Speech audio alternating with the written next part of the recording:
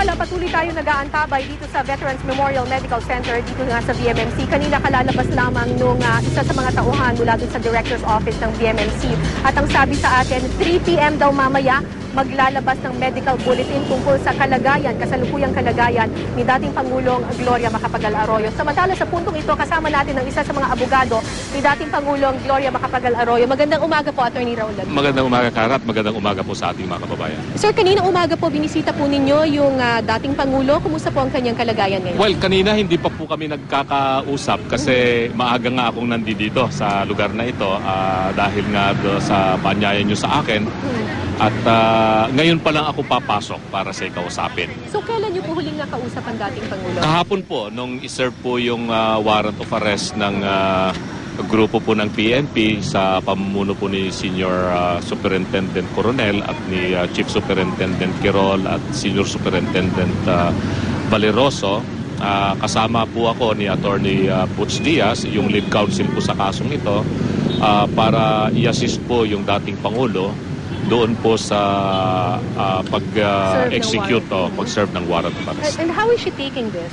Siyempre, Kara, kahit na sino naman siguro na ikaw ay bigla ang ma-issuean ng warrant of arrest ay hindi mo gugustuhin na mangyari yon. Dahil meron pa po kasi kaming nakabinbin na motion for judicial determination of probable cause at nag-issue naman po ang Sandigan Bayan na didinggin sana yung motion namin kahapon. Kaya nga pumunta yung mga abogado namin kahapon sa Sandigan Bayan para i-argue nila yung motion. Pero actually, I was there the whole day yesterday at Sandigan Bayan. Tapos 3 beses na nag-file ng motion for reconsideration. Una si Attorney Anacleto Diaz. Tapos may 2 urgent motion to defer implementation of warrant of arrest. That's Pero correct. all of these were denied by the court. Yeah, that's the reason why we were too surprised, because the scheduled hearing yesterday was for our earlier motion that we filed last week for the judicial determination of probable cause. Pero hindi na kami nakapag-argue sa case na yon. Biglang in-inform kami na meron ng resolution yung Sandigan at meron ng na-issue warrant of arrest. So we were all taken aback, we were surprised, and so we were forced to issue in open court our oral motion for reconsideration, which again, later in the afternoon was denied. And in fact, we filed our supplemental written motion yesterday afternoon, and that is supposed to be scheduled for hearing on Monday for the deferment of the implementation of the warrant of arrest. But considering now the situation, even that motion that we earlier filed yesterday would be considered moot and academic. So ano pong mangyayari? Ano pong susunod na hakbang ng inyong kampo?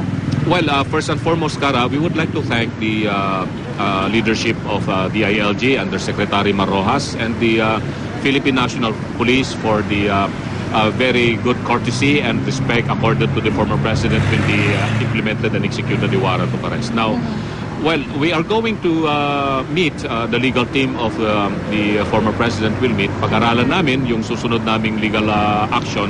We could possibly go up to the Supreme Court and question these proceedings, because we feel that there were some lapse of procedures that were followed by the Sandigan Bayan here. Attorney, ito po ay non-bailable offense. That's Under right. is a non-bailable offense. Pero will you appeal to the court para makapagpiyansa pa rin ang dating Pangulo? Isa rin po yan sa opsyon na pag-aaralan namin. Pwede po kaming maghain ng petition for bail or motion for bail sa Sandigan Bayan. Katulad po ng ginawa namin sa Regional Trial Court, na naghain po kami ng petition for bail at dininig namin yung mga ebidensyang inihain ng COMELEC at ng Department of Justice, at napatunayan namin na wala silang matibay na ebidensya, inimbente itong electoral sabotage, kaya pinayagan ng dating Pangulo na makapagpiyansa. Again, we are going to study the options available. Maybe that would be one of the options. And yung hospital arrest, is that an option? Well, right now kasi since she is already detained here, she is now in effect under hospital arrest. At the same time, she is being treated and considered as patient of the Veterans Medical Center. And pero if her health condition improves, wala nang reason for her to be under hospital arrest. Well, it would depend now upon the recommendation of the government doctors, and it would depend upon whatever orders that will be emanating from the Sandigan Bayan, kung ano po yung magiging basihan po mamaya ng paglalabas ng panibagong order ng Sandigan Bayan in regard to kung saan yung proper place of detention na paglalagyan sa dating Pangulong Roy. Maraming salamat po, Atty. Maraming salamat, Lavino. Tara. Maraming salamat.